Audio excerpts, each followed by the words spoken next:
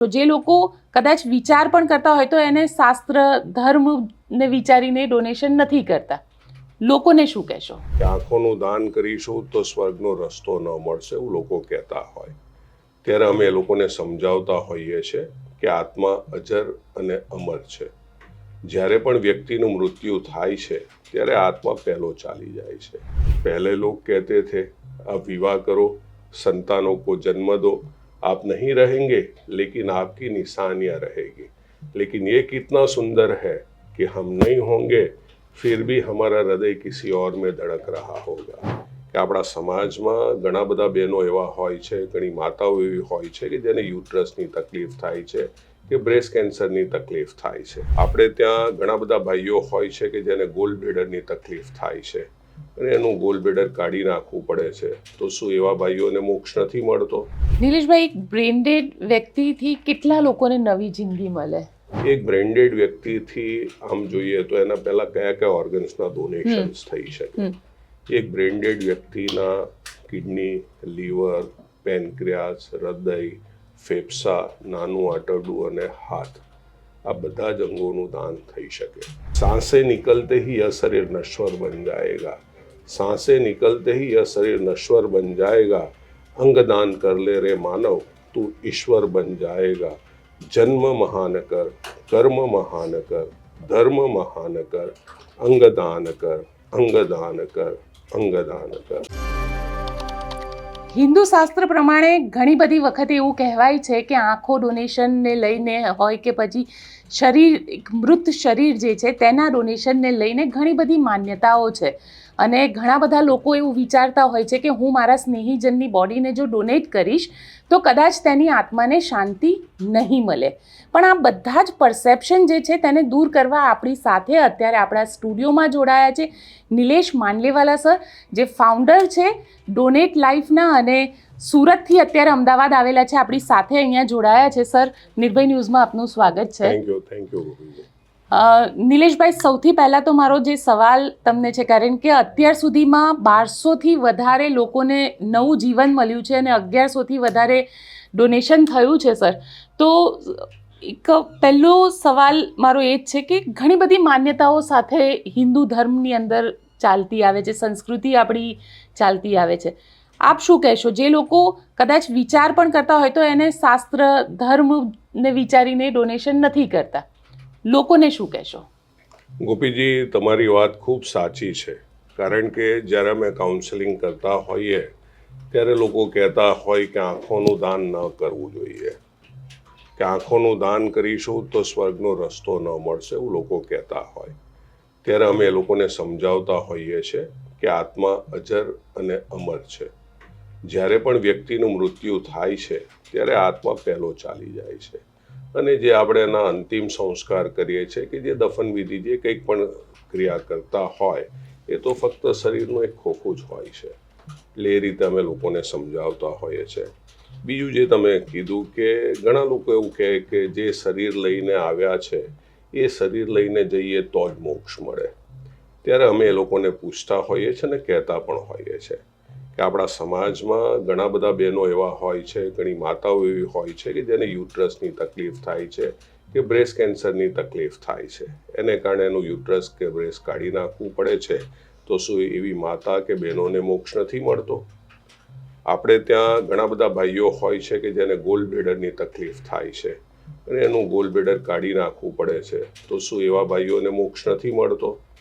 આપણા દેશમાં જે પણ કિડનીના ટ્રાન્સપ્લાન્ટ થાય છે એ મોટે ભાગે લાઈવ ટ્રાન્સપ્લાન્ટ થાય છે, એટલે કે પરિવારમાંથી જ કોઈક સભ્ય પોતાના જે પરિવારના સભ્યને કિડની આપતું હોય છે. તો એની 2 કિડની હોય, એમાંથી 1 કિડની તો એણે આપી દીધી, તો 1 કિડની ઓછી જ થઈ ગઈ. તો શું એને મોક્ષ નથી મળતો? આજે આપણા દેશમાં કેટલા એવા વ્યક્તિઓ છે કે જે અકસ્માતમાં પોતાના હાથ ગુમાવી બેસે છે. શરીરમાં તો એક અંગ ઓછું થઈ જ જાય છે, તો શું એને મોક્ષ નથી મળતો? આ ભ્રાંતિઓમાંથી આપણે દૂર થવાની જરૂર છે. જે પહેલેથી લોકો કહેતા હોય એ જ જો આપણે કર્યા કરીએ. પણ અમે અમારી સંસ્થા ડોનેટ લાઈફ સમાજમાં છેલ્લા 20 વર્ષથી લોકોને આ અંગદાનનું માહિતી આપીને અંગદાનની જે ગેરમાન્યતાઓ છે એને દૂર કરવા માટેનો આપણે પ્રયાસ કરી રહ્યા છે. અને એની સાથે સાથે જે ધર્મને આધારે પણ અમે લોકોને સમજાવીએ છીએ કે પૃથ્વી પર સૌથી પહેલું ટ્રાન્સપ્લાન્ટ જ ભગવાન ગણેશજીનું થયું હતું. બિલકુલ. અને એની સાથે મહર્ષિ દધીચી ઋષિએ જ્યારે દાનવ સાથે યુદ્ધ કરવાનું આવ્યું તો પોતાના હાડકાનું દાન કર્યું હતું. તો દાનનો મહિમા તો આપણા શાસ્ત્રોમાં પણ છે. અમારા ડોનેટ લાઈફ સંસ્થાનો શુભારંભ જ પરમ પૂજ્ય દીદીમાં સાધ્વી રીતંબરાજીના વરદ હસ્તે થયો હતો. અને તે વખતે દીદીમાએ કહ્યું હતું કે પહેલે લોગ કહેતે થે આપ વિવાહ કરો, संतानों को जन्म दो, आप नहीं रहेंगे लेकिन आपकी निशानियां रहेगी. लेकिन ये कितना सुंदर है कि हम नहीं होंगे फिर भी हमारा हृदय किसी और में धड़क रहा होगा. हम नहीं होंगे फिर भी हमारी किडनी किसी दूसरे के रक्त को पवित्र और स्वच्छ कर रही होगी. हम नहीं होंगे फिर भी हमारा लीवर किसी दूसरे के भोजन को हाड़, मांस, मज्जा और रस बना के उनके शरीर का पोषण कर रहा होगा. हम नहीं होंगे फिर भी हमारी आंखें जगत के सारे सुंदर दृश्य को देखते हुए धन्य हो रही होगी. नहीं होंगे हम फिर भी होंगे हम. આ જ મેસેજ અમે લોકોને આપીએ છીએ કે ભલે આપણે આ દુનિયામાં ન હોઈએ પરંતુ આપણે અંગોના માધ્યમથી લોકોમાં જીવિત હોય છે. ધીમે ધીમે લોકો સમજતા પણ થયા છે. લોકો જાણે છે કે શરીર બળીને રાખ જ થઈ જવાનું છે. એના કરતાં જો આપણે અંગોનું દાન કરીએ તો આપણે આપણા દેશમાં જે કેટલાય લોકો, લાખો લોકો અંગ ન મળવાને કારણે મૃત્યુ પામે છે એને નવું જીવન મળે. અને બીજું પણ અમે લોકોને સમજાવીએ છીએ કે તમારા બ્રેન્ડેડ સ્વજનના અંગોની સ્વર્ગમાં જરૂર નથી પરંતુ પૃથ્વી પર જરૂર છે. વાત સાચી છે. હમ નહીં હોંગે લેકિન હમારી આત્મા જિંદા રહેગી. પણ સર એક સવાલ મને એ છે, કારણ કે જ્યારે આપણે લોકોને કાઉન્સેલિંગ કરતા હોઈએ છીએ, એમના પરિવારને કાઉન્સેલિંગ કરતા હોઈએ છીએ, તો મેં તમારા વિશે વાંચતી હતી, ઘણું બધું વાંચવામાં મને એવું 14 મહિનાનું બાળક, આ 14 મહિનાનું બાળક મને ખૂબ ઇન્ટરેસ્ટિંગ લાગ્યું કે એનામાંથી પણ બીજા 4 લોકો જીવિત થયા. એની ફેમિલીને કઈ રીતે તમે કાઉન્સેલિંગ કરો? ખૂબ કપરું હોય છે. કાઉન્સેલિંગ કરવાનું કાર્ય પરિવારજનોને એ ખૂબ કપરું કાર્ય છે. કારણ કે એવા સમયે કાઉન્સેલિંગ કરવાનું હોય છે કે જ્યારે પરિવારમાં રુદન હોય છે, આક્રન હોય છે. ડૉક્ટરોએ એમને કીધું હોય કે તમારું સ્વજન બ્રેન ડેડ થઈ ચૂક્યું છે અને એક થોડા સમય, થોડા કલાક કે થોડા દિવસનું જ મહેમાન છે. ત્યારે હોસ્પિટલમાંથી કોલ આવે કે ડૉક્ટર્સનો કોલ આવે ત્યારે હોસ્પિટલમાં જઈને એ બ્રેન્ડેડ વ્યક્તિના પરિવારજનો સાથે વાત કરવું કે તમારું સ્વજન બ્રેન્ડેડ છે અને એના અંગોનું દાન કરવું કહેવું બહુ સહેલું લાગે, પણ વાસ્તવિકતા ખૂબ અઘરું હોય. કારણ એવા સમયે મેં આગળ કીધું એવા સમયે કાઉન્સેલિંગ કરવાનું હોય, પરિવારમાં રુદન છે, આક્રન છે અને પરિવારને એવું લાગે કે એમનું સ્વજન જીવી રહ્યો છે અને એવા લોકોની સાથે કાઉન્સેલિંગ કરવાનું હોય કે જેને તમે જીવનમાં કદી પણ મળ્યા નથી અને વેન્ટિલેટર પર એનું હૃદય એને ધબકતું દેખાય, શ્વાસ ચાલતો દેખાય, ત્યારે એને એમ કહેવાનું કે આ સ્વજન તમારું છે, બ્રેઇન ડેડ છે. Brain dead is equal to death. એનું શરીર છે પણ આત્મા ચાલી ગયો છે. આ પરિસ્થિતિ સમજાવવું ખૂબ મુશ્કેલ હોય. તમે જે 14 મહિનાના બાળકની વાત કરી તો હું એ વાત કરીશ સપ્ટેમ્બર 2017ની, જ્યારે સુરતની સિવિલ હોસ્પિટલમાં એક સોમનાથ શાહ નામનો 14 મહિનાનો બાળક બ્રેઇન ડેડ થયું હતું. ગણપતિના દિવસો આપણે એ ચાલી રહ્યા હતા તે વખતે અને અમને જ્યારે હોસ્પિટલથી કોલ આવ્યો અને એના સોમનાથના ફાધર સુનિલ જોડે અમે રાતે વાત કરી. રાતે સાંજે 7 વાગે વાત થઈ. એ કહે સાહેબ રાતે 10 વાગે આવો. અમે 10 વાગે જઈને પાછી વાત કરી. એ કે બીજે દિવસે સોમવાર હતો, સોમવારે પાછા ગયા. એ કે નહીં સર. સાંજે એનો ફોન આવ્યો કે મેરી વાइफ आपके साथ बात करना चाहती है. એની વાइफ હતી કિરણ. અમે સિવિલ હોસ્પિટલ પાછા ગયા, વાતચીત કરી. એણે મને પૂછ્યું કે સર મેરા બેટા વાપસ નહીં આएगा. કહેવું બહુ સહેલું લાગે પણ મેં એને કીધું કે તમારા બેટા મર ચુકા હૈ. तो सर वो उसका हृदय तो धड़क रहा है, हम्म। मतलब हृदय इसीलिए धड़क रहा है कि वेंटिलेटर के माध्यम से उसको ऑक्सीजन दिया जा रहा है। तुम्हारा बेटा ब्रेन डेड है, डॉक्टर ने उनको ब्रेन डेड घोषित कर दिया है। जो व्यक्ति ब्रेन डेड है वो मरा हुआ ही है। Brain dead is equal to death. उनका शरीर है लेकिन उसकी आत्मा चली गई है, ऐसी परिस्थिति है। मतलब आप आपके बच्चे को क्या करोगे? सिर्फ दफना दोगे। तो सोमनाथ रहेगा, आपकी याद में रहेगा, लेकिन सोमनाथ को आप जिंदा रखना चाहते हो, सोमनाथ को अमर करना चाहते हो, तो उनके अंगदान करो। आपको दुख है कि सोमनाथ जा रहा है, लेकिन दूसरी ओर ऐसा ही कोई छोटा बच्चा होगा कि जिनको नया जीवन भी मिलेगा। उनके परिवार उनकी आस रख के बैठे हैं कि कभी कोई छोटे बच्चे का ऑर्गन के डोनेशंस हो और हमारे बच्चे को उसका नया जीवन मिले। तो सोमनाथ को आप जिंदा रखना चाहते हो, सोमनाथ को अमर करना चाहते हो, तो सोमनाथ के अंगों का दान करो, जिससे हमारे देश में कोई छोटे बच्चे को ही नया जीवन मिलेगा। और उन्होंने फिर अंगदान का निर्णय लिया। जैसे वो किरण ने हाँ बताई कि हाँ मैं अंगदान के लिए हम लोग राजी है, तो मेरे लिए वो भगवान ही थी। मेरे सामने कुछ दिखाई नहीं दे रहा था। मेरे सामने एक ही था कि आज किरण हमारे लिए भगवान है, क्योंकि उनके निर्णय की वजह से हमारे देश में जो छोटे बच्चे हैं किसी न किसी को नया जीवन मिलेगा। तो जैसे उन्होंने हाँ कही, और आज भी हम लोग जो व्यक्ति अंगदान का निर्णय करते हैं, हम मानते हैं कि वो हमारे लिए भगवान है और हम लोग उनका चरण स्पर्श करते हैं। मैं जाके किरण का चरण स्पर्श किया। मैंने बोला वो परिवार तो आपको नहीं मिलेगा, लेकिन वो परिवार की ओर से मैं आपका धन्यवाद करता हूँ कि जिसके वजह से कितने बच्चों को नया जीवन मिलेगा। और आज हमें खुशी भी है कि सोमनाथ के दूसरे अंगों के साथ में हृदय का दान किया गया, और वो हृदय का ट्रांसप्लांट मुंबई में एक 3.5 साल की बच्ची में किया गया। वो आराध्य मुले नाम की जो बच्ची है, उसको 16 महीने तक बेड पे रही थी और उनके बाद में उनको ये हार्ट मिला। आज 7.5 साल ट्रांसप्लांट के हो चुके हैं। एकदम हेल्दी वेल्दी છે. યસ, એકદમ હેલ્ધી લાઈફ જીવી રહી છે.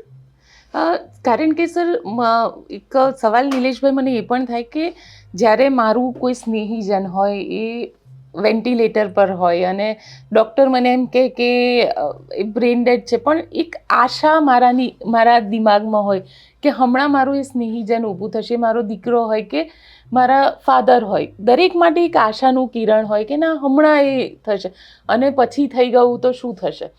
આવા કેસીસમાં શું તમે, કારણ કે એક ફેમિલીને કન્વિન્સ કરાવવાનું અને એ ફેમિલીને એ વાત ગળે ઉતારવાની કે તમારા પરિવારનો આ સાથ સહકાર કોકના માટે જીવન આપનારું રહેશે. કારણ કે હું કદાચ માની પણ જાઉં કે હું હાર્ટ આપી દઉં, પણ મને એ વિશ્વાસ કઈ રીતે આવશે કે મારું હાર્ટ ખરેખર કોઈ એક યોગ્ય વ્યક્તિમાં જશે. આને માટે જે ગુજરાત સરકાર એટલે ભારત સરકારે એક કાયદો બન્યો છે, જે NOTTO NOTTO national organ and tissue transplant organisations, એની અંદર આ પ્રવૃત્તિ આખી ગવર્મેન્ટની અંદરમાં ચાલી રહી છે, મિનિસ્ટ્રી ઓફ હેલ્થની અંદરમાં. નોટોએ જુદા જુદા રોટો બનાવ્યા છે, રિજિયન બનાવ્યા છે, જેમાં અલગ અલગ રાજ્યોને ડિવાઈડ કર્યા છે. આપણું ગુજરાત આવે છે રોટો વેસ્ટની અંદર, અને રોટો મુંબઈ તરીકે પણ ઓળખવામાં આવે છે, જેમાં 5 રાજ્યોનો સમાવેશ થાય છે: ગુજરાત, મહારાષ્ટ્ર, ગોવા, મધ્યપ્રદેશ અને છત્તીસગઢ. અને ત્યાર પછી આવે છે SOTTO, state organ and tissue transplant organisation. એટલે આ તમારો જે પ્રશ્ન છે એની એલોકેશનની પદ્ધતિ શું હોય છે એ હું તમને સમજાવું છું. આજે ગુજરાતમાં કે દેશમાં કોઈ પણ વ્યક્તિને ટ્રાન્સપ્લાન્ટની જરૂરિયાત હોય અને જે હોસ્પિટલમાં તેઓ ટ્રાન્સપ્લાન્ટ કરાવવા માંગતા હોય એ હોસ્પિટલમાં જઈને એમની રજિસ્ટ્રેશનની પ્રોસેસ કરવી પડે. તમે કિડનીનું હોય તો કિડનીમાં એ જોવામાં આવે છે કે કેટલા વખતથી ડાયાલિસિસ પર છે, પરિવારમાંથી કોઈ કિડની આપી શકે એવું છે કે કેમ, એક વખત એનું ટ્રાન્સપ્લાન્ટ થયું છે કે કેમ, મેલ છે, ફિમેલ છે, બાળક છે, આ બધા જુદા જુદા એના પોઈન્ટ્સ હોય છે ને, એને આધારે એનું રજિસ્ટ્રેશન થાય અને એ જે રજિસ્ટ્રેશન થાય હોસ્પિટલ એનું રજિસ્ટ્રેશન સોટોમાં ઓનલાઈન જ કરાવતા હોય, state organ and tissue transplant ઓર્ગેનાઇઝેશનમાં. અને જ્યારે પણ ગુજરાતમાંથી ગમે ત્યાંથી પણ ઓર્ગન્સ કોઈ બ્રેન ડેડ થયું હોય તો એની જાણ પહેલાં સોટોને કરવામાં આવે, અને સોટો એના વેઇટિંગ લિસ્ટ મુજબ એનું એલોકેશન્સ કરતી હોય છે. આમાં કોઈ પણ વ્યક્તિની સામાજિક કે આર્થિક પરિસ્થિતિને ધ્યાનમાં રાખીને ઓર્ગનનું એલોકેશન્સ કરવામાં આવતું નથી. ખૂબ ટ્રાન્સપરન્સીથી ચાલતી આ પ્રક્રિયા હોય છે. પણ સર એ ક્યારેક એવું બને ને કે કોક એવું કે ના મારા રિલેટિવ છે, પહેલી પ્રાયોરિટી એમને આપવામાં આવે? આમાં કોઈ પણ કન્ડિશનલ ડોનેશન સ્વીકારવામાં આવતું નથી, કારણ કે જ્યારે પણ ઓર્ગન્સના ડોનેશન્સ કરાવવામાં આવે ત્યારે કિડનીની અંદર પહેલું તો HLA મેચિંગ જોવામાં આવે. જો એ રજિસ્ટર્ડ ન હોય, બ્લડ ગ્રુપ મેચ ન થતું હોય અને HLA જો એનું મેચ ન થતું હોય એટલે એ ન થાય તો એને આપવામાં નથી આવતું. એટલે આ બધા ક્રાઇટેરિયા જોઈને જ આપવામાં આવે છે.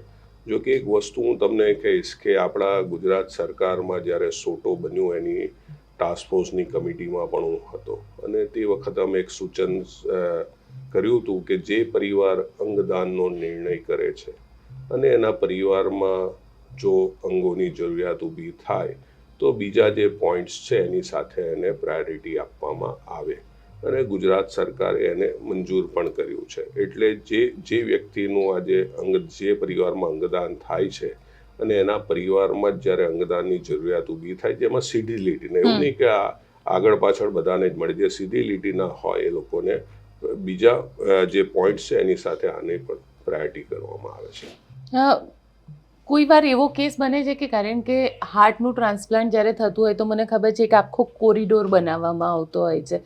ઘણી બધી વખત એવું પણ બનતું હોય છે કે અમદાવાદથી હાર્ટ ચેન્નઈ કે એવી રીતે જતું હોય છે, તો ક્યારેક મતલબ એક ડર પણ રહે છે કે કદાચ ક્યાંક ફસાઈ ગયા તો આ હાર્ટ મતલબ એ યુઝલેસ થઈ જશે કે એવું કોઈ એ પ્રક્રિયા માટે પણ તમે લોકો તૈયારી કરો છો, પ્રિપેર? એટલે એની અંદર ગોપીજી શું છે કે હાર્ટનું ટ્રાન્સપ્લાન્ટ એ રેસ અગેન્સ્ટ ટાઈમ છે. હાર્ટનું ટ્રાન્સપ્લાન્ટ એ 4 કલાકમાં કમ્પ્લીટ કરવાનું હોય છે, અને એનો સમય શરૂ થાય છે કે જે બ્રેન ડેડ વ્યક્તિ હોય એને ઓપરેશન થિયેટરમાં શિફ્ટ કરવામાં આવે, એની ચેસ્ટ ઓપન કરીને એનો હાર્ટનો સપ્લાય બંધ કરવામાં આવે, ત્યાંથી આ સમય શરૂ થાય. ત્યાર પછી હાર્ટ પ્રોક્યોર કરીને ગ્રીન કોરિડોરના માધ્યમથી એરપોર્ટથી ચાર્ટર ફ્લાઇટ કે કોમર્શિયલ ફ્લાઇટના માધ્યમથી દેશના કોઈ પણ ખૂણામાં પહોંચાડવાનું, અને ત્યાંથી પાછું એરપોર્ટથી જે રિસિપિયન્ટ હોસ્પિટલ હોય ત્યાં પહોંચાડીને હાર્ટનો જે રિસિપિયન્ટમાં હાર્ટ ટ્રાન્સપ્લાન્ટ કરીને એનો બ્લડ સપ્લાય શરૂ કરવાનો એ સમય હોય છે 4 કલાકનો. એટલે 1 મિનિટ ખૂબ અગત્યની હોય, એટલા માટે ગ્રીન કોરિડોર પોલીસ ડિપાર્ટમેન્ટ દ્વારા પૂરો પાડવામાં આવે. ગ્રીન કોરિડોર એટલે જ્યારે પણ હાર્ટ કે બીજા કોઈ પણ વાઇટલ ઓર્ગન્સ લઈને હોસ્પિટલથી નીકળે ત્યારે એક આખો કોન્વે પૂરો પાડવામાં આવતો હોય, જેમાં વોર્નિંગ કાર હોય, એસ્કોર્ટ કાર હોય, પાયલોટ કાર હોય, ડૉક્ટરની કાર હોય, એમ્બ્યુલન્સ હોય, અમારા લોકોની કાર હોય, એ રીતે આખો. જેને રસ્તામાં જે પણ કોઈક સિગ્નલ્સ આવતા હોય એ બધા જ સિગ્નલ્સને ગ્રીન કરી દેવામાં આવે કે જેથી કોઈ પણ જગ્યાએ ગાડી રોકાય નહીં અને ઓછામાં ઓછા સમયમાં પહોંચી શકાય. એટલે આ ગ્રીન કોરિડોરનું છે. જે તમે પ્રશ્ન પૂછ્યો કે ભાઈ કોઈક ઓર્ગન ખરાબ તો ન થઈ જાય ને, એને માટે જ્યારે પણ આ ઓર્ગન્સના એલોકેશન્સ કરવામાં આવે, સોટો તરફથી કરવામાં આવે, જે ઓર્ગન્સની રિક્વાયરમેન્ટ ગુજરાતમાં હોય તે ગુજરાતમાં થઈ જાય, પણ જો ગુજરાતની બહાર જાય કે નેશનલમાં જાય તો બધી જ ટીમની જોડે કોર્ડિનેશન્સ કરવું પડે. એમાં ઓર્ગન પ્રોક્યોરમેન્ટ માટેનો એક સમય ફિક્સ કરવામાં આવે કે કેટલા વાગે ઓર્ગન પ્રોક્યોરમેન્ટનો સમય છે. દેશના જુદા જુદા શહેરોમાંથી ટીમ આવતી હોય, બધી ટીમ એક સાથે જ પ્રોક્યોરમેન્ટ કરવું પડે. એવું ન હોય કે એક પહેલાં કરે એક પછી કરે, એવું ન હોય. ધારો કે અમદાવાદથી કિડની અને લીવર માટે આવે છે, હૃદય ગુજરાતમાં રિક્વાયરમેન્ટ નથી તો મુંબઈ જાય છે. હાર્ટ જે લંગ્સ છે તો લંગ્સને માટે ચેન્નાઈ છે કે હૈદરાબાદ છે, ત્યાંથી અલગ અલગ ટીમો આવતી હોય. હેન્ડ્સ હોય તો પાછી મુંબઈથી આવતી હોય. તો બધી ટીમો એક સાથે જ હોસ્પિટલમાં ભેગી થાય અને એક સાથે જ ધીમે ધીમે બધું નીકળે. ધારો કે હેન્ડ્સનું ડોનેશન્સ હોય તો પહેલાં હેન્ડ્સ પ્રોક્યોર કરીને હેન્ડ્સની ટીમ એરપોર્ટ જવા નીકળે ગ્રીન કોરિડોરથી, પછી હાર્ટ પ્રોક્યોર કરીને હાર્ટની ટીમ જાય, ત્યાર પછી લંગ્સની ટીમ જાય, ત્યાર પછી કિડની અને લીવરની ટીમ જાય. એટલે બધું ટાઈમ પ્રમાણે થતું હોય Yes. અને એ કોર્ડિનેશન પેશન્ટ coordinations- સાથે ત્યાં ડોક્ટર પણ કરતા હોય. જેમ કે ગુજરાતથી મુંબઈ જઈ રહ્યું છે હા. તો મુંબઈમાં પણ એ જ કોર્ડિનેશનથી કામ હા, એ જ થતું થતું હોય. હોય. એટલે અહીંયા જે પણ કોર્ડિનેશન્સ થતું હોય, હા. અમારી ડોનેટ લાઈફની ટીમ કોર્ડિનેશન્સ કરતી હોય, જેમાં પોલીસ ડિપાર્ટમેન્ટ હોય, એરપોર્ટ ઓથોરિટી હોય, એ બધાની સાથે કોર્ડિનેશન્સ અને જે ડૉક્ટરની ટીમ ઓર્ગન પ્રોક્યોર કરવા માટે આવી રહી છે એ બધી ડૉક્ટરની ટીમ સાથેનું પણ કોર્ડિનેશન્સ અમારી ડોનેટ લાઈફની ટીમ કરતી હોય. કેટલા વાગે પહોંચશે, શું પહોંચશે, કેટલા ગ્રીન, કારણ કે જુદા જુદા ગ્રીન કોરિડોર બનતા હોય, ઘણી વખત 4-5 ગ્રીન કોરિડોર પણ એકસાથે બનતા હોય, તો પહેલું ઓર્ગન્સ કેટલા વાગે જશે, બીજું કેટલા વાગે જશે, ત્રીજું કેટલા વાગે જશે, ચોથું કેટલા વાગે જશે, એ બધું જ ગ્રીન કોરિડોરની પણ વ્યવસ્થા આપણી ડોનેટ લાઈફની ટીમ દ્વારા બધાની સાથે કરીને કમ્પ્લીટ કરતા હોય છે. નિલેશભાઈ, એક બ્રેન્ડેડ વ્યક્તિથી કેટલા લોકોને નવી જિંદગી મળે? એક બ્રેન્ડેડ વ્યક્તિથી આમ જોઈએ તો એના પહેલાં કયા કયા ઓર્ગન્સના ડોનેશન્સ થઈ શકે? એક બ્રેન્ડેડ વ્યક્તિના કિડની, લીવર, પેનક્રિયાસ, હૃદય, ફેફસા, નાનું આંતરડું અને હાથ, આ બધા જ અંગોનું દાન થઈ શકે. એટલે એક બ્રેન્ડેડ વ્યક્તિના અંગદાનથી 8થી 9 વ્યક્તિને નવું જીવન મળી શકે. એની સાથે ટિશ્યુના દાન પણ થઈ શકે. બ્રેન્ડેડ વ્યક્તિના ટિશ્યુના દાન છે તે નેચરલ ડેથમાં પણ કરી શકાય છે, જેમ કે સ્કિન છે, બોન્સ છે, હાર્ટ વાલ્સ છે, કોર્નિયા તો આપણે બધા જ જાણીએ જ છે. તો આ બધા પણ એ ડોનેશન્સ થઈ શકે છે. અને એ પણ ખાસ જણાવું તમારા માધ્યમથી કે એની ઉંમરની પણ કોઈ સીમા નથી હોતી. 1 વર્ષના બાળકથી લઈને 86 વર્ષ, અમે જે અત્યાર સુધી ઓર્ગન ડોનેશન કરાવ્યા છે મોટી એજના 86 યર્સ ઓલ્ડ સુધીના અમે ઓર્ગન ડોનેશન કરાવ્યા છે. એટલે બ્રેન ડેડમાં ઉંમરની પણ કોઈ સીમા નથી હોતી. વ્યક્તિ બ્રેન ડેડ હોવું જોઈએ એ જરૂરી છે. અચ્છા નિલેશભાઈ, આ કોન્સેપ્ટ શરૂ કઈ રીતે કર્યો? કારણ કે ઓલમોસ્ટ તમને લગભગ 10-15 વર્ષથી વધારે 20 વર્ષનો સમય થઈ ચૂક્યો છે. તો આ શરૂઆત કઈ રીતે થઈ અને શરૂઆતમાં કેટલું ટફ હતું? કારણ કે લોકોને એક વિશ્વાસ અપાવવો કે હા, એમના સ્નેહીજનની જે અંગ લઈ રહ્યા છે એક સાચા માણસમાં જશે કે એક જરૂરિયાતમંદમાં જશે, એ જર્ની કેટલી ટફ હતી? જર્ની આમ તો ગોપીજી ખૂબ ટફ હતી. આ કેવી રીતે વિચાર આવ્યો એનાથી હું પહેલાં શરૂઆત કરું. 97માં મારા ફાધરની કિડની ખરાબ થઈ ગઈ હતી અને તે વખતે અમે હિન્દુજા હોસ્પિટલમાં ડૉક્ટર ભરતભાઈ શાહ નેફ્રોલોજીસ્ટ હતા, એ મારા ફાધરની સારવાર કરતા હતા અને એમણે મારા ફાધરની કિડનીની એન્જિયોપ્લાસ્ટી કરી હતી. 2004માં ભરતભાઈએ કીધું કે નિલેશભાઈ, આપણે જે સ્ટેન્ટ કિડનીમાં મૂક્યો છે એ ખરાબ થઈ ગયો છે. હવે તમારી પાસે 2 ઈલાજ આના બાકી રહેલા છે. ક્યાં તો તમે ડાયાલિસિસ કરાવો, ક્યાં તો ટ્રાન્સપ્લાન્ટ કરાવો તમારા ફાધરનું. તો મેં મારા ફાધરને, મેં મારા બ્રધર બંને જણાએ કીધું કે અમારી કિડની તમને આપીએ. મારો બ્રધર US રહે છે. મારા ફાધરે ના પાડી કે તમારી ઉંમર નાની છે, બાળકો નાના છે, પરિવારની જવાબદારી હોય તો હું ડાયાલિસિસ પર રહીશ. એ મારા ફાધરનું અઠવાડિયામાં 2 વખત ડાયાલિસિસ શરૂ થયું અને હું ડાયાલિસિસ કરાવવા માટે જ્યારે ફાધરને લઈને હોસ્પિટલમાં જતો તો હું જોતો હતો કે ખૂબ નાની ઉંમરના વ્યક્તિઓ પણ ડાયાલિસિસ કરાવી રહ્યા હતા.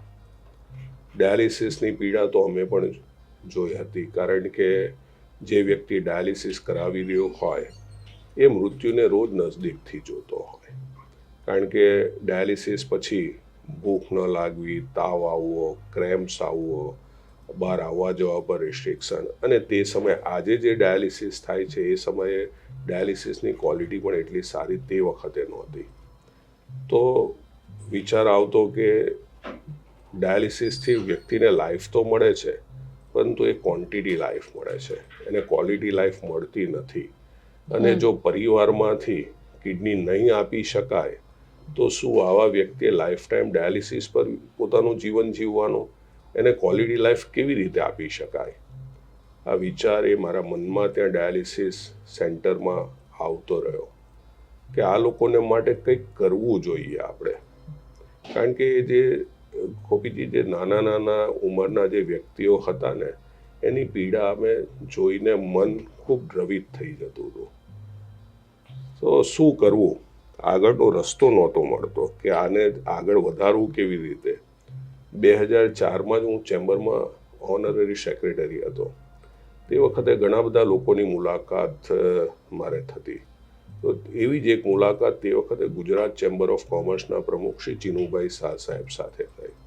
ચિનુભાઈ અમારી ચેમ્બરની મુલાકાતે આવ્યા હતા અને ચિનુભાઈ સાથે કિડની વિશેની ચર્ચા થઈ. તો ચિનુભાઈએ કીધું કે નિલેશભાઈ, તમે કિડની વિશે આટલું બધું જાણો છો તો તમે અમારી સંસ્થામાં જોડાઓ. એમની સંસ્થા ઇન્ડિયા રિનલ ફાઉન્ડેશન જે પ્રિવેન્શન પર કામ કરી રહી હતી. તો મેં પણ શરૂઆતમાં પ્રિવેન્શનથી જ કામ કરવાનું શરૂઆત કર્યું. પણ મારું વિચાર અલગ હતો કે પ્રિવેન્શન પર તો બધા જ કામ કરે છે, પણ જ્યારે કિડની ખરાબ થઈ જાય છે ત્યારે શું, તો એને માટે મારે કામ કરવું છે. એટલે મેં સુરત શહેરના બધા ન્યુરોસર્જન, ન્યુરોફિઝિશિયન એ બધાના સંપર્ક કરવાના શરૂ કર્યા અને એ લોકોને કીધું કે જ્યારે પણ કોઈક આવું કિડની આવે તો તમે અમને જાણકારી આપજો. અને એ રીતે આ પ્રવૃત્તિની શરૂઆત થઈ અને જાન્યુઆરી 2006માં સુરતથી અમે સૌ પ્રથમ વખત કિડનીનું દાન કરાવ્યું. એ ગુજરાતનું પહેલું ઇન્ટરસિટી કેડેવર ડોનેશનની શરૂઆત સુરતથી 12 જાન્યુઆરી 2006ને દિવસથી થઈ. અને 2006માં કિડની દાનથી જે અભિયાન શરૂ કર્યું હતું ત્યાર પછી લીવર, પેનક્રિયાસ, હૃદય, ફેફસા, નાનું આંતરડું, હાથના દાન, આ બધું જ કરાવ્યું. એટલે આજે અમે જે આ કાર્ય કર્યું એને કારણે ગુજરાતમાં ટ્રાન્સપ્લાન્ટના ક્ષેત્રમાં પણ નવા સોપાનો આવ્યા. કારણ કે ફેબ્રુઆરી 2006માં જ્યારે અમે કિડનીની સાથે લીવરનું દાન કરાવ્યું તે વખતે ગુજરાતમાં લીવર ટ્રાન્સપ્લાન્ટનો પ્રોગ્રામ જ નહોતો. ઇવન આખા દેશમાં પણ ફક્ત 4 થી 5 ઇન્સ્ટિટ્યૂટ હતી કે જ્યાં લીવરના ટ્રાન્સપ્લાન્ટ થતા હતા. એટલે એ લીવરને અમે લોકોએ હૈદરાબાદ ગ્લોબલ હોસ્પિટલમાં મોકલાવ્યું હતું. ત્યારે ગુજરાતનું પહેલું લીવરનું ડોનેશન હતું અને ગુજરાતમાંથી બીજા રાજ્યમાં મોકલવામાં આવેલું પણ પહેલું લીવર હતું. 2015માં અમે ગુજરાતનું પહેલું હૃદયનું દાન કરાવ્યું હતું સુરતથી. ગુજરાતમાં હૃદય ટ્રાન્સપ્લાન્ટનો પ્રોગ્રામ જ નહોતો. હૃદય ટ્રાન્સપ્લાન્ટનો પ્રોગ્રામ 1 વર્ષ પછી શરૂ થયો 2016માં. તો એ હૃદય મુંબઈ ગયું. 2019માં ફેફસાનું દાન કરાવ્યું. ગુજરાતમાં ફેફસાનું ટ્રાન્સપ્લાન્ટ જ નહોતું થતું. હવે ફેફસાના ટ્રાન્સપ્લાન્ટ શરૂ થયા. એટલે અમે જે ઓર્ગન ડોનેશનની પ્રવૃત્તિના જે બીજ વાવ્યા એને કારણે આજે ગુજરાતમાં ટ્રાન્સપ્લાન્ટના ક્ષેત્રમાં પણ ખૂબ સારી પ્રગતિ થઈ અને આજે દરેક પ્રકારના ટ્રાન્સપ્લાન્ટ થયા. એનો ફાયદો ગુજરાતના લોકોને થયો. કારણ કે જે ટ્રાન્સપ્લાન્ટ કરવા માટે જે બહારના રાજ્યોમાં કે બીજા શહેરોમાં જવું પડતું હતું એને બદલે આજે આપણા ગુજરાતની અંદર આ બધા ટ્રાન્સપ્લાન્ટની સુવિધા શરૂ થવાને કારણે આજે આપણા દર્દીઓને ખૂબ ફાયદો થાય છે. અને જે ડૉક્ટરો ત્યાં ટ્રાન્સપ્લાન્ટ કરતા હતા એ ઘણા ડૉક્ટરો આજે ગુજરાતમાં આવીને ટ્રાન્સપ્લાન્ટ કરતા થયા છે. હા, એક સવાલ એ પણ પૂછીશ તમને, કારણ કે ઘણી બધી જગ્યાએ મેં વાંચ્યું કે બોડી ડોનેશન, મેડિકલ સ્ટુડન્ટ માટે તમારી બોડીને ડોનેટ કરો. હવે એ કઈ રીતનું હોય છે? કારણ કે જનરલી આપણામાં એક અગ્નિ સંસ્કારનો રિવાજ છે કે ચલો ઓર્ગન ડોનેટ કરી દીધા, પણ બોડી ડોનેશન ઉપર બહુ લોકો કોન્સન્ટ્રેટ નથી કરતા. તો એ શું આખું કોન્સેપ્ટ છે? દેહદાન એ મેડિકલના વિદ્યાર્થીઓને ભણવા માટે કામ લાગે છે. એની એનેટોમી, શરીરની એનેટોમી શીખવા માટે શરીરનું એને કામ આવે છે. એટલે એ પણ એટલું જ અગત્યનું છે. કારણ કે જો વિદ્યાર્થી મેડિકલનો સ્ટુડન્ટ, ફર્સ્ટ યર MBBSનો સ્ટુડન્ટ જો શરીરની રચના શીખશે નહીં તો કેવી રીતે આગળ વધશે? તો એને માટે એની એનેટોમી શીખવા માટે આ બોડીની જરૂરત પડતી હોય છે. તેથી દેહદાન પણ એટલું જ જરૂરી છે. પણ તમારા માધ્યમથી એ પણ કહીશ કે જે દેહદાન થાય છે, જે વિદ્યાર્થીઓ ભણી રહે છે ત્યાર પછી એના વ્યવસ્થિત અગ્નિ સંસ્કાર એ જે પણ બોડી હોય છે એના પણ કરવામાં આવતા જ હોય છે. એટલે એવું નથી હોતું કે ભાઈ શરીર આમ જ ચાલી જાય છે, એવું નથી હોતું. એનું કોલેજ તરફથી એનો અગ્નિ સંસ્કાર થતા જ હોય છે. જેવું જ વિદ્યાર્થીઓનું ટર્મ પૂરી થાય એની એ બોડી ત્યારે પછી એના અગ્નિ સંસ્કાર કરતા જ હોય છે.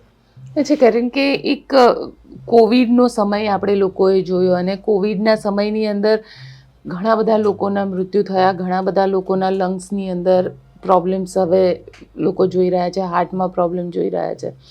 તો કોવિડના સમયમાં પણ જે રીતે તમારું ઓર્ગન ડોનેશનનું છે એ ચાલતું હતું કે એમાં પણ ઘણી તકલીફ તમારે ફેસ કરવી પડી હતી?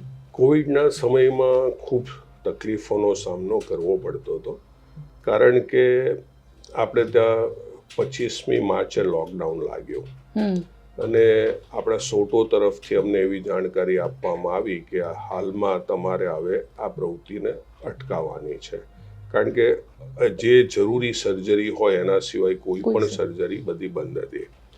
લગભગ 11 મે પછી આપણે ત્યાં પાછું એવું આવ્યું કે તમે હવે આ પ્રવૃત્તિને આગળ વધારી શકો છો અને અમે લોકોએ તરત જ એ શરૂ કર્યું, કારણ કે કોવિડના સમયમાં ઓર્ગન ડોનેશન આમ પણ ઘટી ગયા હતા અને કેટલા લોકો એવા હતા કે જો એને સમયસર ઓર્ગન ન મળે તો એને પોતાનું જીવન ગુમાવવું પડે. એટલે અમે લોકોએ વિચાર્યું કે નહીં, ગમે તે થાય આપણે પણ એક કામ તો આગળ વધારવું, સો મચ ગો ઓન. એટલે અમે લોકોએ તરત જ જેવું સોટો તરફથી અમને જાણ કરવામાં આવી કે તમે આ પ્રવૃત્તિ શરૂ કરી શકો છો અને અમે પ્રવૃત્તિને શરૂઆત કરી અને જૂન મહિનામાં અમે લોકોએ પહેલું ઓર્ગનનું ડોનેશન્સ કરાવ્યું અને 10 જુલાઈને દિવસે 10 જુલાઈ 2020ને દિવસે બીજું ઓર્ગન તરત જ, અને તે વખતે બીજા ઓર્ગનની સાથે હૃદયનું પણ દાન થયું. એ પશ્ચિમ ભારતમાં કોવિડ પછી પહેલું હૃદયનું દાન હતું. એટલે કોવિડના સમયમાં પણ અમારી ડોનેટ લાઈફની ટીમે લગાતાર હોસ્પિટલમાં જઈને કાર્ય કર્યું. ડર રહેતો હતો, પણ માસ્ક ને એ બધું પહેરીને, ગ્લોવ્સ આ તે પહેરીને એ થયું. ઘણી વખત એવું પણ થતું હતું કે જે કોવિડ આઈસીયુ હોય એની અંદર અમે ભૂલથી ચાલી જતા, ત્યારે લોકો પીપી કીટ પહેરીને અમે એમ થતું કે કઈ દુનિયામાં આવી ગયા. ડર પણ રહેતો હતો, પણ સાથે ભગવાન દ્વારકાધીશના આશીર્વાદ પણ રહેતા હતા કે ભાઈ કામ કર, કંઈ વાંધો નથી. આપણે સમાજને માટે એક સારું કામ કરીએ છીએ તો એમાં ડર રાખવાની જરૂર નથી. અને કોવિડના સમયમાં પણ અમે લોકો લગભગ 203 ઓર્ગન અને ટિશ્યુના દાન કરાવ્યા. નિલેશભાઈ, છેલ્લો સવાલ પૂછીશ તમને કે લોકોને શું સંદેશ આપશો કે જે લોકો કદાચ, કારણ કે ઘણા બધા માન્યતાઓની સાથે આપણે જીવીએ છીએ, ઘણી બધી સંસ્કૃતિઓ સાથે આપણે જીવીએ છીએ, લોકોને શું કહેશો? ગોપીજી, લોકોને કહેવા પહેલાં હું લોકોને એક પ્રશ્ન પૂછીશ કે જ્યારે આપણા પરિવારમાં કોઈક સ્વજનનું મૃત્યુ થાય છે ત્યારે આપણે એના શરીરના ઉપર ઓર્નામેન્ટ્સ હોય છે તે લઈ લઈએ છીએ. શા માટે લઈ લઈએ છીએ? એ કિંમતી છે, આપણા પરિવારના અન્ય સભ્યને એ કામ લાગશે. મિત્રો, આ ઓર્ગન્સ એના કરતાં પણ વધારે કિંમતી છે. આ ઓર્ગન્સ કોઈ ફેક્ટરીમાં બનતા નથી.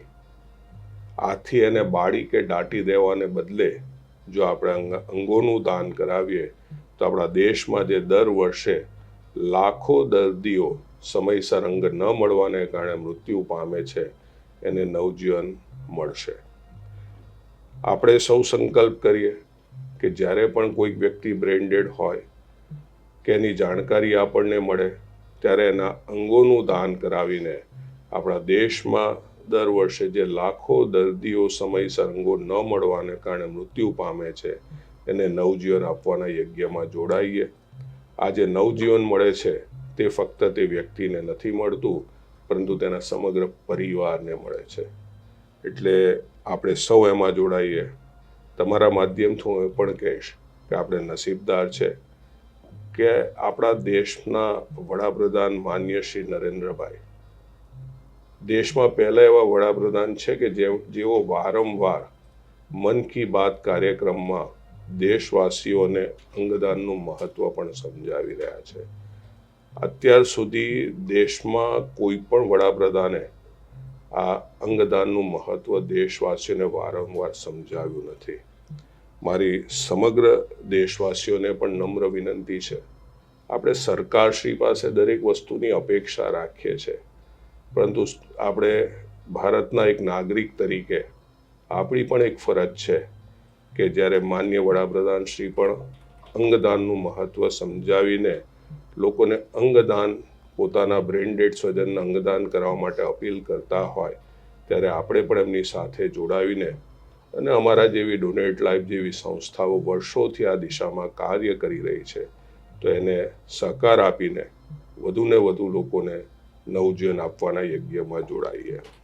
હું તમારા માધ્યમથી એ પણ કહીશ ગોપીજી કે આજે કોઈ પરિવારમાં કિડની ખરાબ હોય, મેં આગળ જણાવ્યું તેમ કે પરિવારમાંથી નથી આપી શકતું તો શું, કોઈ વ્યક્તિનું લીવર ખરાબ છે, કિડનીમાં તો ડાયાલિસિસ પણ એક ઈલાજ છે, પરંતુ કોઈ વ્યક્તિનું લીવર ખરાબ છે, એને લીવર સિરોસિસ છે, પરિવારમાંથી આપવા પણ માંગે છે પણ ફેટી લીવર છે કે ક્યાં અન્ય કોઈ કારણસર એ લીવર નથી આપી શકતું તો શું, એનું મૃત્યુ નિશ્ચિત જ થઈ જાય. કિડનીમાં તો ડાયાલિસિસ પણ ઈલાજ છે, લીવરમાં તો ટ્રાન્સપ્લાન્ટ સિવાય કોઈ ઈલાજ જ નથી. કિડની અને લીવર બે એવા ઓર્ગન્સ છે કે જે પરિવારમાંથી પણ આપી શકાય, પરંતુ કોઈ વ્યક્તિને હૃદયની તકલીફ છે, એનું હૃદયનું પમ્પિંગ 5 યા 10% છે, 5 સ્ટેપ ચાલે છે એના શ્વાસ ફૂલી જાય છે, ખાવા પીવા પર રિસ્ટ્રિક્શન્સ છે, પોતાનું જીવન બેડ પર જ વ્યતીત કરવું પડે એવી પરિસ્થિતિ છે, એને હૃદય કોણ આપશે? જીવતા જીવત કોઈ પણ વ્યક્તિ પોતાના હૃદયનું દાન કરી શકે ખરું? ન કરી શકે. આપણા દેશમાં આપણે કોરોનાને આપણે વાત કરી, કોરોનામાં કેટલાય વ્યક્તિઓને આપણે આપણા આજુબાજુના વ્યક્તિઓને પણ ગુમાવ્યા. આજે પણ આપણા દેશમાં કેટલા એવા વ્યક્તિઓ છે કે જેના ફેફસા ખરાબ થઈ ગયા છે અને એ લોકોએ પોતાનું જીવન જીવે છે, પરંતુ એ ક્વોલિટી જીવન નથી જીવતા, કારણ કે 15 થી 20 લીટર ઓક્સિજન રોજનું લેવું પડતું હોય છે. ઓક્સિજન સિલિન્ડરની સાથે જ એણે રહેવું પડતું હોય છે, ક્વોલિટી લાઈફ નથી મળતી. આ તો આપણે ઇન્ટરનલ ઓર્ગન્સની વાત કરીએ છીએ, પરંતુ આપણા દેશમાં આપણા દેશના એવા જવાનો છે કે જે આપણા દેશની સુરક્ષાને માટે લડતા બોમ્બ બ્લાસ્ટમાં પોતાના બંને હાથ ગુમાવી બેસે છે. આપણા દેશમાં કેટલા એવા વ્યક્તિઓ છે કે જે અકસ્માતમાં પોતાના બંને હાથ ગુમાવી બેસે છે. આવા દિવ્યાંગ વ્યક્તિને નવું જીવન કેવી રીતે મળે? આવા દિવ્યાંગ વ્યક્તિના જીવનની આપ કલ્પના કરો. એ વ્યક્તિ પરાવલંબી જીવન જીવવું પડતું હોય, સ્વાવલંબીને બદલે એને પરાવલંબી જીવન જીવવું પડતું હોય. પોતાના શરીર પર ખજવાળ આવે તો વ્યક્તિ ખજવાડી પણ ન શકે, પાણી પીવું હોય તો ગ્લાસ પણ ન પડે, પોતાની રોજિંદા કાર્યો માટે પોતાના પરિવાર પર આધાર રાખવો પડતો હોય. આવા દિવ્યાંગ વ્યક્તિની પીડાની કલ્પના આપ જુઓ. આ તમામ વ્યક્તિઓને નવું જીવન ત્યારે જ મળે કે જ્યારે બ્રેન ડેડ વ્યક્તિના અંગોનું દાન કરવામાં આવે. એટલે તમારા માધ્યમથી દરેક મિત્રોને મારી નમ્ર વિનંતી છે કે જ્યારે પણ કોઈ વ્યક્તિ બ્રેન ડેડ થાય ત્યારે તેના અંગોનું દાન કરાવીને આપણા દેશમાં જે દર વર્ષે લાખો દર્દીઓ સમયસર અંગો ન મળવાને કારણે મૃત્યુ પામે છે એને નવજીવન આપવાના યજ્ઞમાં જોડાઈને અંગદાન, જીવનદાનનો સંદેશો આપણે છેવાડાના વ્યક્તિ સુધી પહોંચાડીએ. અંતમાં એટલું જ કહીશ કે सांसें निकलते ही यह शरीर नश्वर बन जाएगा, सांसें निकलते ही यह शरीर नश्वर बन जाएगा, अंगदान कर ले रे मानव तू ईश्वर बन जाएगा. जन्म महान कर, कर्म महान कर, धर्म महान कर, अंगदान कर, अंगदान कर, अंगदान कर.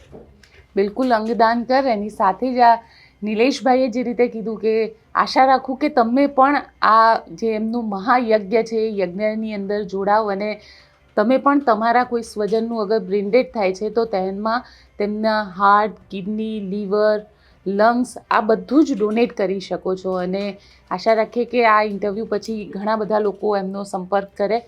તો અમારો આ ઇન્ટરવ્યૂ આપને કેવો લાગ્યો મને કોમેન્ટ બોક્સમાં ચોક્કસથી જણાવજો અને અમારી ચેનલ નિર્ભય ન્યૂઝને લાઇક, શેર અને સબસ્ક્રાઈબ કરવાનું ભૂલશો નહીં. આભાર.